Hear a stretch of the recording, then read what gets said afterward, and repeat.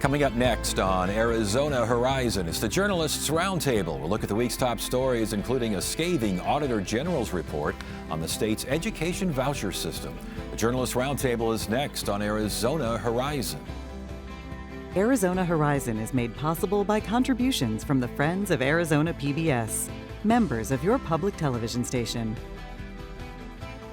Good evening and welcome to Arizona Horizon. I'm Ted Simons. It's Friday, and that means it's time for the Journalists Roundtable. And joining us tonight, Howie Fisher from Capital Media Services, Cameron Sanchez from KJZZ Radio, and Jessica Bain from Axios Phoenix. Panel, good to have you all here. Thank you so much for joining us. Howie, we're going to start with you. I want to get to the Auditor General's report here because that was a pretty big story this week, yes. Maybe the biggest. But then now we're finding out that the governor and the legislature, they're calling each other, they're friends. What's... Well, they missed each other. You don't understand. We've got, fact is, we got a deadline coming up. Every year since 1912 in the state, we've had a budget. And as much as they scowl at each other, it always happens. She held her breath, she walked away. Then they said, I'm not going to sign anything. They said, well, the heck with you, we're not going to send you anything. So, but we all knew they were going to come back to the table. Now she said, oh, they're talking in earnest for a bipartisan budget. We know that she knows exactly what she's going to need to give up. Things are going to disappear. Her new revenue sources are not going to be in there. It's not going to be new taxes, not going to be new fees. They're recognizing things like you can't just do 5% across the board cuts and assume that'll be just fine with everyone. It's a little too late to deal with conformity, at least for this year, since people were paying for last year, but they probably can work some stuff down the road. Is it a little too late to deal with conformity? Because it seems like that might still be an issue. So we all have to go back and have our taxes done again. Who cares, right? I think small businesses care. Yes. I think it is probably too late in a sense that it would be a hassle and not something that Hobbs really wants on her record. So it's kind of one of those things where you might as well give them conformity, but you have to do the push and pull of if I give you conformity, can you give me something else? It's still leverage. What's the something else? Prop 123 is what we've heard from the beginning, but I don't know how far they've shifted now. I've only heard whispers and rumors, so I don't want to get in trouble. Okay, all right. Moratorium lasted maybe a little over a month there. Was it effective in getting folks back there, or were they, as Howie mentioned, they're just going to come back anyway? I'm not sure how much the moratorium itself played a role. Also, we know the bill she's going to veto anyway. There wasn't anything really left on the table that was oh my gosh, we need her to sign this bill. So, I think that it all would have probably come back together in good time anyway, but it gave Governor Hobbs a few good headlines, and maybe that's what she needed out of it. Well, look, both sides are, of course, claiming victory. The lawmakers are saying, see, she gave in. She's going to start signing our bills, or as Jessica says, maybe some of our bills. Senate's coming back on Monday. We'll have to see, are they going to send some things up? What the Senate also has to decide, and so does the House when they eventually come back and visit us, is what are they going to put on the ballot?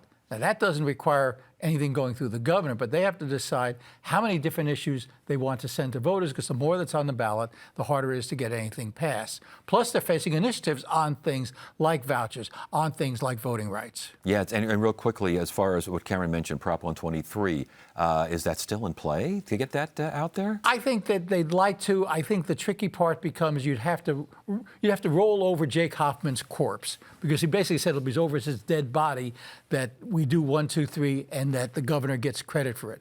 But the fact is, I have a feeling the budget is going to be over Jake Hoffman's cold, dead body, because the moment they start putting more spending back in, he didn't like the spending that was in the skinny budget that they sent her. So they're going to have to find some Democrats to make up for that. All right, Cameron, let's get to the big story. I think it's a pretty big story, this Auditor General's report on the ESA and the voucher system. Serious oversight, 34% of transactions had problems.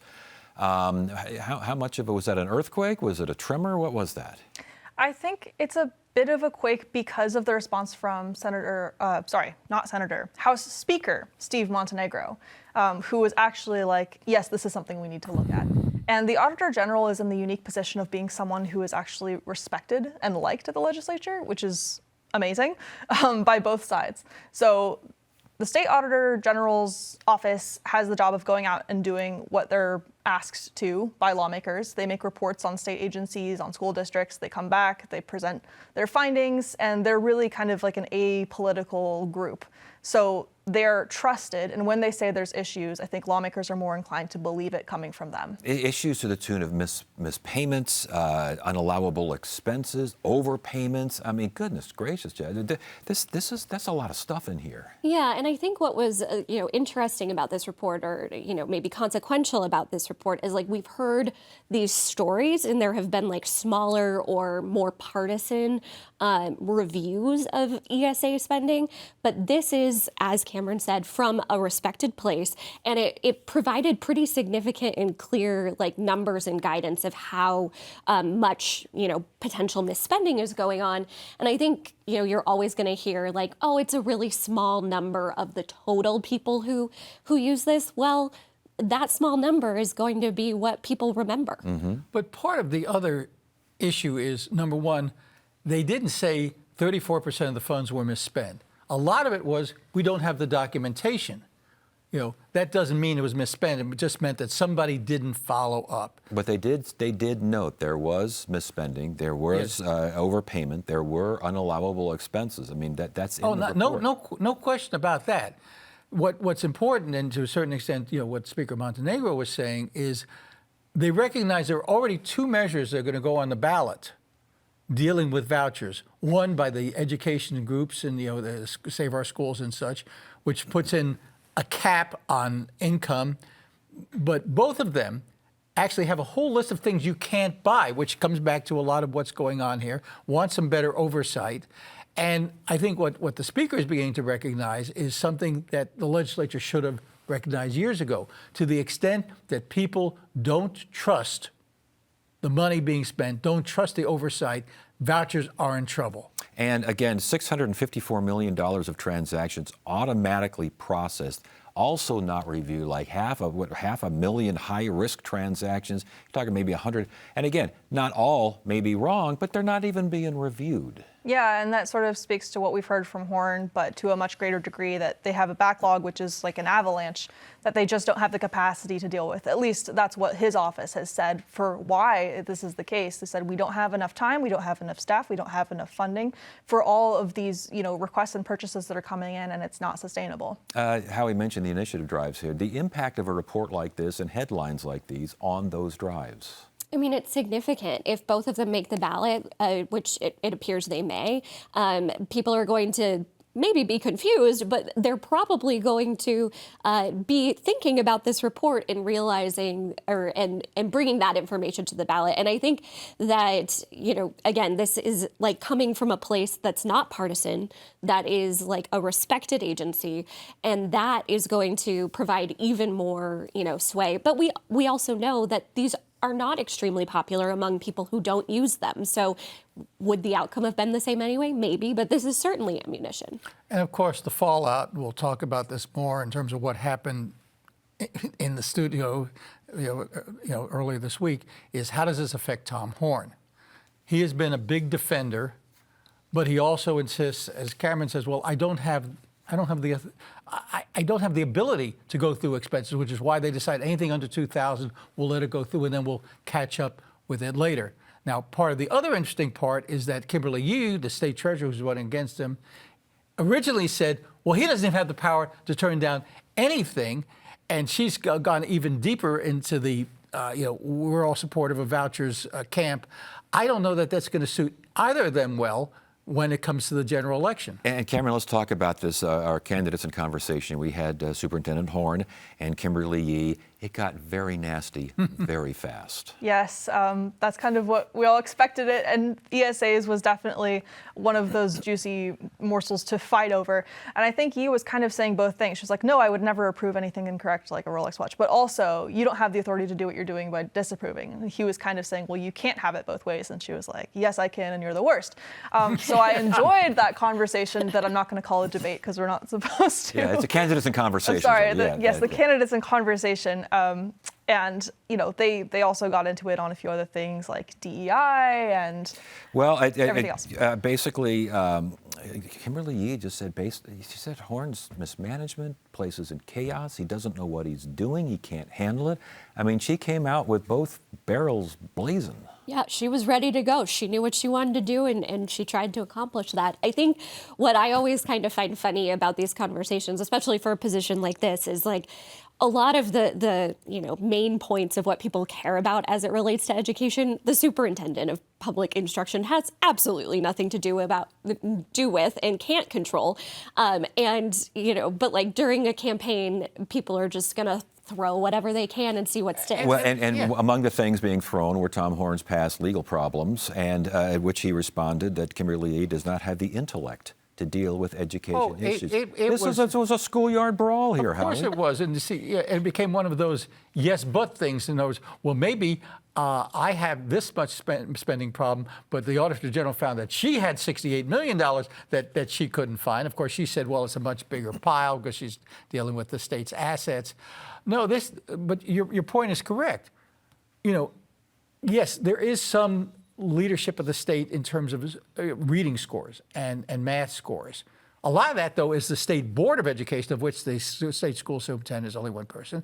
Then you've got issues, and they couldn't even agree on, well, we all agree we should teach phonics. And Kimberly said, well, I'm going to make sure it's done. And Tom said, wait, have you not noticed we've been doing this for a decade now? I don't know how much people got educated. As much as I appreciate the conversation, was this just, as you say, a food fight? Yeah, was it acrimonious to the point where it would make a difference in a primary election? I mean, do you see people, Republicans, let's get the vote on this, did they see something there, or did they see something they just really didn't like? I mean, you could say that they were each trying to tear each other down, and maybe the winner of the debate is whoever got the most punches in. But some of that stuff, I think, really just devolved. Like, she was saying you were speeding in a school zone 20 years ago, and he was like, that was 20 years ago. And she was like, oh, so it's okay to speed in a school zone if it was 20 years ago. But okay, fallout in the primary, I guess we'll find out. Could it seep over into the general? Well, I think to go back to our previous conversation on ESAs, like ESA oversight is one area that the superintendent actually has some amount of responsibility. And I do think, I don't know how the general or how the primary is going to shake out, but ESAs, I mean, it's very possible if the Democratic candidate, campaigns in this way, they could make this a referendum on ESAs generally and paint Tom Horn as the guy. Yeah. Hey, Howie, we also had another candidates in conversation for Secretary of State. There was another brawl. Yeah, we had Gina Svoboda and Alex Culloden, and that one it didn't get as nasty as fast, but it wasn't a picnic. No, it wasn't. I mean, when you're dealing with issues of what does Title 16 election code require the Secretary of State to do, should we be giving over our election records to the Department of Justice? Gina said I wouldn't, but I'd seek a court order to decide. Cullen never really answered the question, was all over the board in terms of, we don't want people who were here illegally voting, which never mind that in 2004, we actually passed something that requires proof of citizenship to vote, at least in state elections. Again, I don't know what people learned from that. Culloden came across as strident. Gina came across as reasoned, but sometimes maybe just a little too, I'm so much better. And so much of these debates have to do with not what people say, but how do you come across? Well, and that's exactly why you have them sitting across from each other at a table. Again, we had Culloden saying that Gina Svoboda carried water for Adrian Fontes, was a former Democrat. Gina Svoboda basically quit saying that I supported you because I supported all Republicans, not just. I mean, in a Republican primary, Svoboda's there because of Turning Point and others not supporting her in a previous congressional race. I mean, this is a Republican primary. I mean, does Culloden, did he charm the electorate? And she was candid about that. I was wondering when you asked if she was going to be like, oh, well, I thought I could make a difference in this race. But she was like, no, it was crowded. And Jay Feely got in the race and he had the endorsement and I didn't. So I left. And I was like, all right, well, we're putting it all out in the open. I think typically in primaries, we have this phenomenon, right, of the further left or the further right selecting the candidates in reality. So I think Culloden has, a chance. And I think that it would have behooved Swoboda if he was like super, super crazy and like, wah, and he wasn't like so over the top. But I think that he may have gotten some digs in terms of like making her look sympathetic, like when she's sort of defending laws that Fontes or Hobbs when she was the Secretary of State, and he could sort of extrapolate that and see like, oh, so like you're a Democrat basically, like you're defending Democrats, and she's like, no, I'm just trying to explain what the law is. And that's really the key is her background, her experience. She has worked for Democratic and Republican secretaries of state. She probably understands election law better than almost anyone that I know. But she's not a crazy. I mean, during the time when people were saying, you know, why can't we get the results out and they must be stuffing the ballot, she did what they call a whiteboard presentation, went on Twitter and said, here's what happens. You bring in your ballots at the last minute. Here's what has to happen. Here's how many days it takes.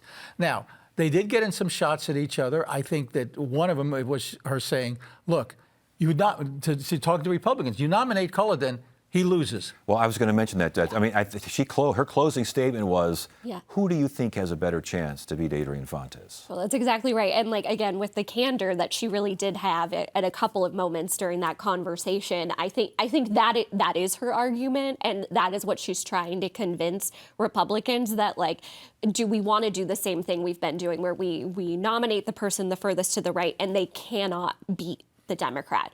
I mean, that is her argument. Mm-hmm. That is what she's trying to convince people. And Culloden did himself no favors when you asked him something which was a legitimate question. He was sanctioned by the State Bar of Arizona for filing a series of frivolous lawsuits. Now, he could have had an answer that he sort of hinted about later, which is, you know, the bar has been weaponized, liberals are taking advantage of the system. Instead, he says, I know, I'm going to attack TED and PBS. Yes. I'm sorry, that no matter what you feel about PBS, the ties you're wearing or anything else, that's a nice tie. I'm not criticizing it. What are you getting at there? Well, you need something more like this, but that's another story. But leaving that aside, that is not the way to tell people I am a sane, reasoned person. All right, and with that, let's move on. Who's John Connolly, and why was he answering so many questions for such a long time this week? That's a complicated question. He wants to lead the state DEMA, the Department of Emergency and Military Affairs, and that's a Hobbs appointment. So it means it has to go through Senate confirmation. This is a conversation we've had many times with other picks to lead state agencies, and this guy walked into a really rough, really hostile, really long committee hearing and was grilled by Jake Hoffman and Wendy Rogers, who are state senators, on a variety of issues. And I really wasn't expecting it because I thought this would be kind of a sleepier hearing, more of an easy appointment. Like, you want to lead the department? Okay, cool. You've had experience, great. But no, they went after him on his stance on vaccines, immigration enforcement, Iraq, his history in combat, and basically called him weak and said, you know, if you haven't been on the front lines, you can't do this job. And how would you handle leading the National Guard? And would you be supportive enough of ICE? And are we at war in Iran? And he didn't lose his cool, but you know, I think he probably wanted to. And I probably would have, but that's why they haven't confirmed me. But they also tried to drag him into this fray between Mark Kelly and Pete Hegseth about, well, you know, the seditious six, as Senator Rogers called them, about saying you don't have to obey illegal orders. And of course, he's trying to be careful. He knows he's dealing with in the committee, but he's finally saying, yes, I've taught. I am a lawyer. I have taught, you know, military law. You don't have to obey illegal orders. Well, but that when you say I'm a lawyer in this particular context, that is what was it called, legalistic quibbling mentality. I mean, that's what he was accused of because he was answering in a what? Professional manner or what? I suppose so. I mean, I think it just goes to show you that, like, this person is not a highly controversial person in the way that I guess you could argue some of the past nominees have been. But like Jake Hoffman and some of his similar colleagues have decided that anyone who comes from Hobbs is going to get that treatment, and they are going to find a way to make you talk about Iran and Kelly and everything else. Yet it advanced out of committee because one Republican, T.J. Shope, said, this is a good guy. This is ridiculous. What's going on here? Yeah, Shope was quiet about it. You know, he just gave his yes and didn't really get into it with Hoffman or Rogers. And this is the second time in a row that Shope has done this, where Hoffman and another Republican have voted one way, and Shope has voted in favor of passing along a nominee with the Democrats to get them through the committee hearing. So I was curious about that as the hearing was playing out. It was Shope that it really was going to come down to from the beginning, and he didn't seem to have these issues. But I think this guy was at the mercy of world events like Trump's use of ICE, the National Guard, Iran, hot topics, which maybe a year ago he would have skated through much easier. Yeah, and I thought I did see some quotes from Shope basically saying, I know I've dealt with the guy. He's a good guy. I mean, Yeah. And what this came down to is particularly Wendy Rogers, who's a combat flight pilot, saying, well, what's your military experience? Well, to a certain extent, I'm a JAG, a Judge Advocate General. I've been overseas, I've been under fire, in certain situations where I've had got to go into Korea and stuff like that. But you're right, I've never led a platoon. And she decided that disqualifies him. And he said something that was interesting that I didn't know. He said that it was George Washington who appointed the first adjutant general. And the purpose of the adjutant general is to prepare troops so that Washington, or who was ever commanding the army, are ready. And he said, that's what I'm doing here. I have 8,000 soldiers here, Army and Air Force. I'm preparing them. We're supplying them. They're trained. They're ready. They're supplied. And it's not my job. And he says, you don't want the 58-year-old lawyer out there on the front lines in the first place. All right, Jessica, we got the Attorney General once again deciding that she's not necessarily going to defend a state law. What's this all? This is about abortion restrictions. It is, again, about abortion restrictions. So she has decided that the ACLU is suing over a state law that says that only that several medical providers that have previously had the right to provide abortions no longer can, like specialty nurses and things like this. And so instead of defending that law, which is typically what an attorney general does, she has said that it is not appropriate and she won't be defending it. She agrees with the ACLU. And so our Republican legislative leadership is going to find their own attorney. Yeah, and she says the reason is it's legally undefensible because of Prop 139. Right, which voters passed, and voter-approved initiative was pretty clearly written. It's quite strong with its abortion protections. So she's saying that there's no point, basically, in defending this law, that it would be a waste of her time. And this has kind of been the status quo since we've had Mays in office with the Republican legislature, where Peterson and Montenegro, very early on when they had first gotten elected as the leaders, said, we're taking it upon ourselves, or Toma, when it was 4 years ago, we're taking it upon ourselves to speak for the legislature, full stop, in court cases. And when Mays doesn't want to do it, and they do, they step in and they file amicus briefs, or they come in as interveners, and they say the opposite of what she would have said. But, your point is correct. Prop 139 put a fundamental right to abortion into the Arizona Constitution, and it said the legislature can only intercede to the extent that is minimally necessary and does not infringe on individual choice. Well, as you point out, the State Board of Nursing had, until a number of years ago, said specially trained nurses can perform medication abortions and even certain simple surgical abortions. And when the Board of Nursing did that, the legislature came in and passed this law, said only doctors can do it. 139 passes, and wait, there is no legitimate reason for that, is what she's saying. And she also took a slap, as you point out, at Montenegro and at Peterson. Why are you wasting money fighting something that is indefensible? Yeah. All right, before we go, George Will, who is apparently still writing columns, I think, for the Washington Post. Learned today. Yeah, I haven't checked him out recently, but apparently he had a recent column. And he seems to think that the best antidote to what's happening in the White House right now, George Will, conservative Republican, is Doug Ducey. Yes, this is legitimately worth reading. It was funny. So the way that it is framed is it's an announcement from Doug Ducey written by George Will, saying, like, essentially, the way that I summed it up was like, I will make the White House boring again. And he talks about, my face, which is nothing to write home about, will not be draped everywhere all over DC. And just basically that we need to get back to basics and put the presidency where it belongs, and the legislative and the judicial branches do their jobs, and you might go weeks and not remember that I exist. Yes, a very opposite of what's going on right now. But let's get past all the effects here. Is Doug Ducey considered presidential timber in this day and age?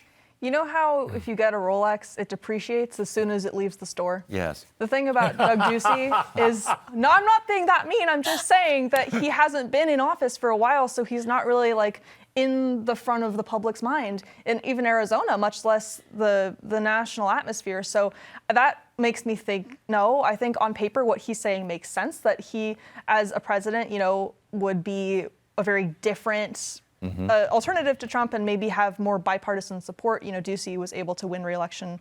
I think he's never lost an election. No, but he's been out of the game. So it just strikes me as fan fiction. But you can get back into the game relatively quickly on a national up level. to a point. But remember, he is in some ways, some religious issues aside, a carbon copy of the former vice president. Moderate, quiet. And the former vice president is sort of nosing around saying, yeah, I'm out here, I'm writing books, I'm appearing in places. Pence or Harris? Pence. Pence, yes. No, not Kamala. And I think that to the extent that Ducey liked Pence, I think that they're friends. They're former governors in some ways, and that's it. I don't see it. I think it's nice to be mentioned as always, but in terms of Doug Ducey going out there, is he willing to fight that kind of fight against what still remains the MAGA wing of the party? I don't think he's got it in him. All right, we'll wrap it up right there. Panel, good to have you all here. Thanks for joining us. That's it for now. I'm Ted Simons. Thank you so much for joining us. You have a great evening.